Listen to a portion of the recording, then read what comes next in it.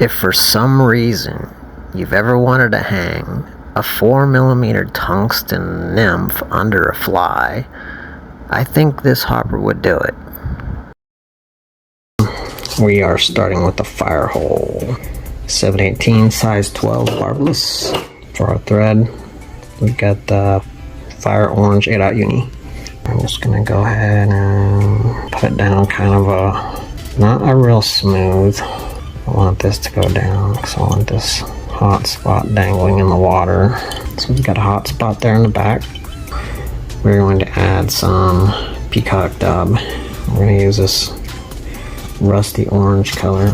So I just grabbed a pretty good glop of this. I want a generous amount. We're just going to start wrapping this. Actually, I'm going to wrap back a little bit. Just going to start building this up. That felt good. Let's work our way back, advance our thread back to about that hook point. Okay, so next, guys, I've taken and cut a little piece of this 4mm foam out, and I've cut it about the width of the hook gap. I'm just going to take a lighter, try not to do this, I don't have much room in front of my camera here, just kind of burn these hard edges off. Thank you, Cheech from Flyfish Food, for showing me that. So this is going to be a micro hopper, about the same amount of foam hanging over the back as I do over the front. I'm going to pinch the thread, wrap back just a little bit to make myself a little gap to tie in the legs. So next we're just going to take a piece of this span flex. You can use sexy floss, silly legs, whatever you got. I already pre-tied a couple of legs, but I'll just show you real quick. All you do is, what I do is I just line up the tips, try to keep it as flat as possible. So you just do an overhand knot. So once I've got the knot made, then I'll adjust everything. That's how you make a hopper leg. You can glue these together, do whatever you want to make them look fancy. Is I will take this loop. It just works a little easier for me. You do what works easiest for you. About right there looks good to me. So you can adjust these after you tie it. I'm just doing one loose wrap, and I'm just going to pull in the other side now. Just a loose wrap. Try to keep those joints about the same length. I'm happy with that. Now I'm going to go ahead and I'm going to trim these. I like to leave a little bit just for the sake of durability. Now that I've got both the legs tied in, I'm going to go ahead and do a couple wraps in front. Go ahead and cut the weight. Cut that little dude off. Cut the other side about the same length. That one is shooting back more, so I'm going to cut this one. So next I'm going to add a little bit of dubbing here. That kind of forces those legs back and hides our thread. Now what I'll do is I'll go in here and just trim up these appendages just a little bit. So now, guys, I got another piece of foam cut about the same size. We're going to burn these hard edges. Now we're going to take some Zap Gap.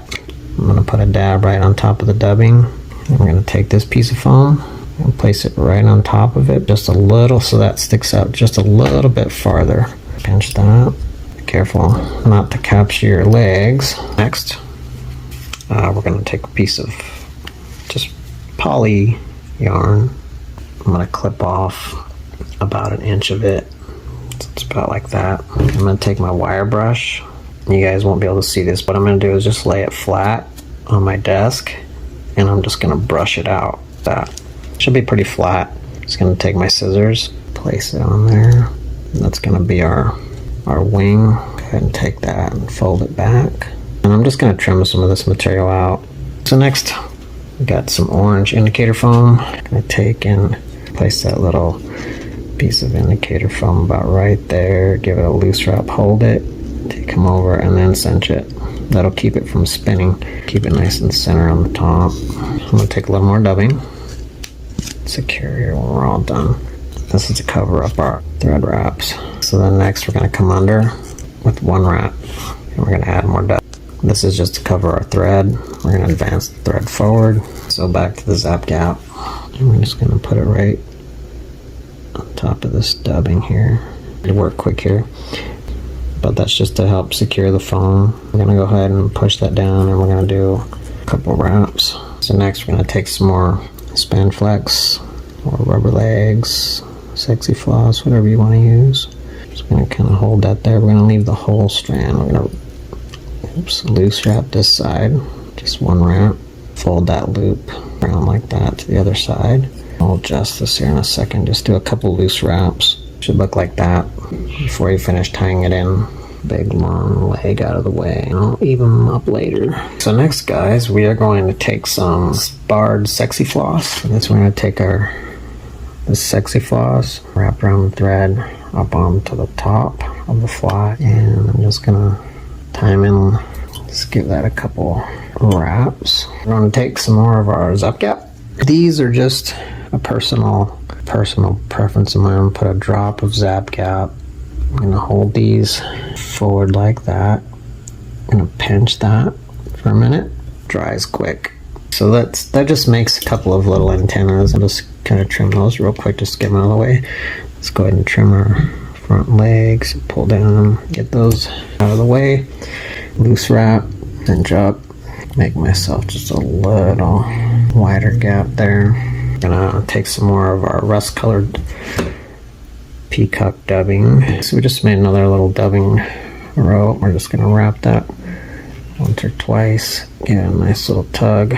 Now we're going to take and I'm going to lift everything up. I'm going to advance the thread. Spin that a little bit more.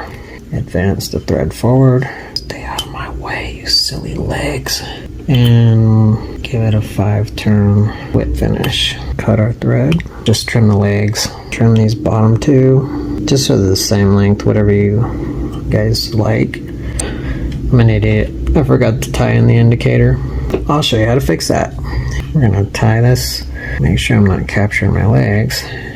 I'm gonna show you guys the mistakes, because although you see everybody tying perfect flies, we all make mistakes. I'm just gonna loose wrap that. Make sure it stays on the top. Got a good snug tug. Cut off our thread. Add a little more dubbing.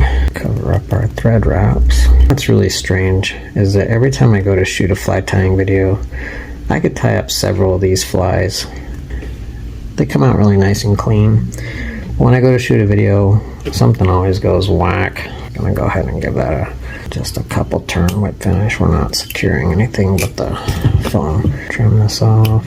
I like to trim this indicator. There's the booty of the fly. I'm just going to trim it just a little bit in front of that, just to give it some nice uniform. Last, we're going to take a little 3mm eyes. This is just something fun of zap gap.